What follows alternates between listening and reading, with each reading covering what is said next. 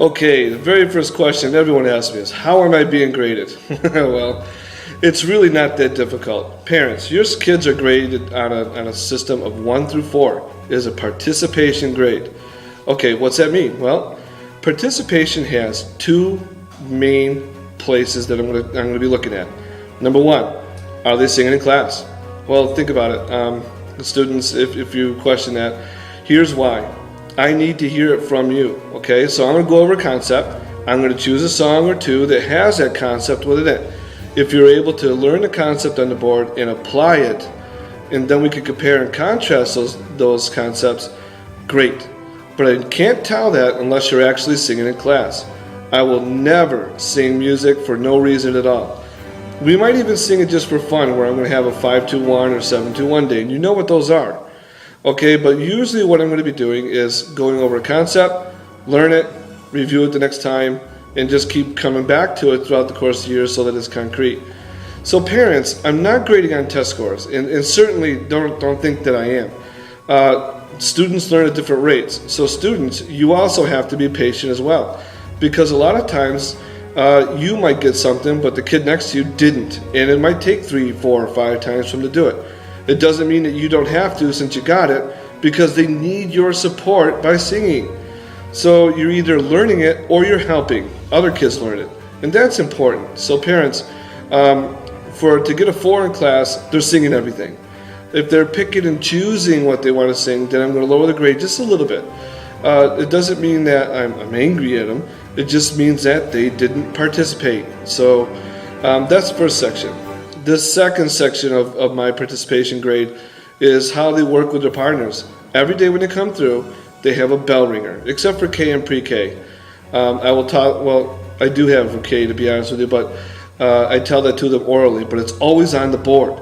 It has to be on the board. It's part of our APL standards as a teacher, and I make sure that I do that. Even if they can't read, it's still there. I'll tell them what it is. They need to sit down with their partners and work with it.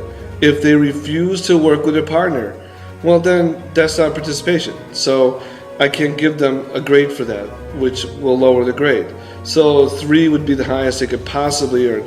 And that's really a problem, because most of the concepts are learned with their partners, and the research in the classroom and everywhere else shows that if they talk it over their partners, they do better on the tests. And that's exactly what I've seen here in class. When your child is working with another child, like them or not, they do better. And that matters, because I'll couple kids, one who understands this concept with another kid who understands a different concept. And it works out pretty well, but if they don't help each other, then I can't give them the grade, because they didn't participate like the other kids. Wouldn't be fair. Okay, grade 3s. Well, these are kids who participate mostly, so they might pick or choose a song that they don't like. I tell the students the same thing every single time. If you don't like a song, sing it. Because if I don't see you singing it, then I'm going to repeat it, because I think you don't know it. It's kind of weird, but it does work, because the students a lot of times will not sing when they don't understand something. Not out of belligerence, just because they don't understand it and they can't. So when they don't sing, it tells me, okay, first thing I'm going to think is, all right guys, you don't understand this, I'm going to go over it again. If you do understand it, students, make sure you sing it, because then I'll move on. And I won't repeat stuff over and over and over again. If it's something really important, like the 5th grade moving up song and all things like that, or performance songs, I'm going to make sure that you know it. But it's still the same criteria, because if you still don't know or you don't sing, then I'm going to go over it.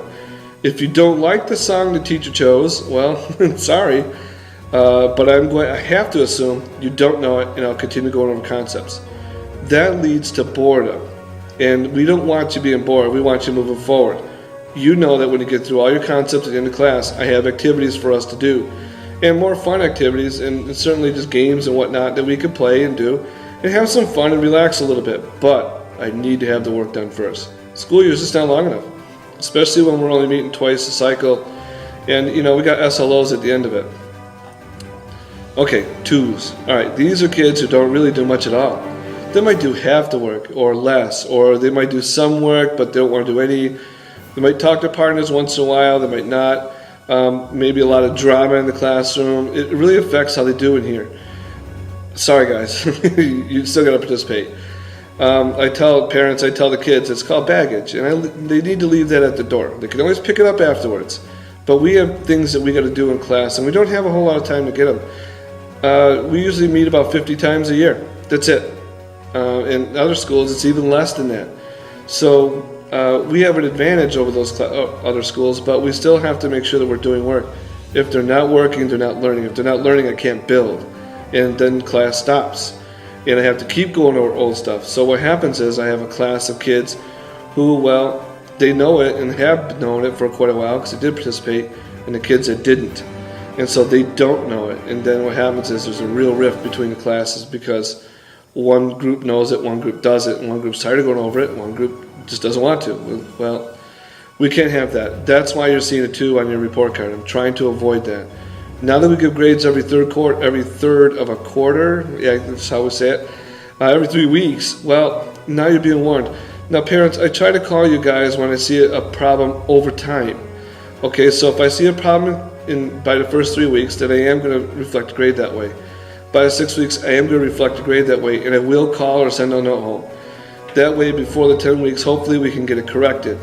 But please remember, 6 weeks of it, it wasn't good. It wasn't acceptable. So I have to grade them low on that quarterly report card. It just makes sense. For 2/3 of it, they really didn't do much. But hopefully, after that quarter, we can move forward and give them much better grades. A lot of that happened last year. A lot of parents that did call last year and get in touch with.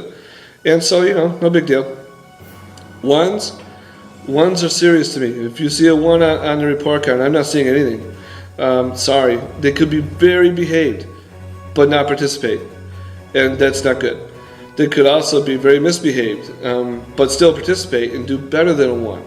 And that's why some people don't understand. Well, why did my kid get a 1, but he's so behaved, but this one over here is not behaved, but they get a 3? Well, they're behaving. It's just, they're having other consequences due to their behavior, but they are behaving in class. And, I try to make it so that the kids are able to talk to me. As long as they're respectful, they can ask me almost anything they want. Certainly, why? I'll answer any question, why, as long as it's respectful and, and it's relevant. I can deal with it. Okay, so that's your 1, that's your grade. Now, band grades are a little bit different. Your grades are simple. You're going to be having a weekly, practice sheet. Okay, the practice sheet is based on what you do throughout the week as far as practice at home is concerned. So you write down how many minutes next to each day. It's not Monday, Tuesday, Wednesday because, well, you might have a lesson on Wednesday and next week it'll be on Thursday. So I put it day 1, 2, 3, 4, 5, and 6. All right, hopefully I have a graphic up there for you. Oh, the lights turned off.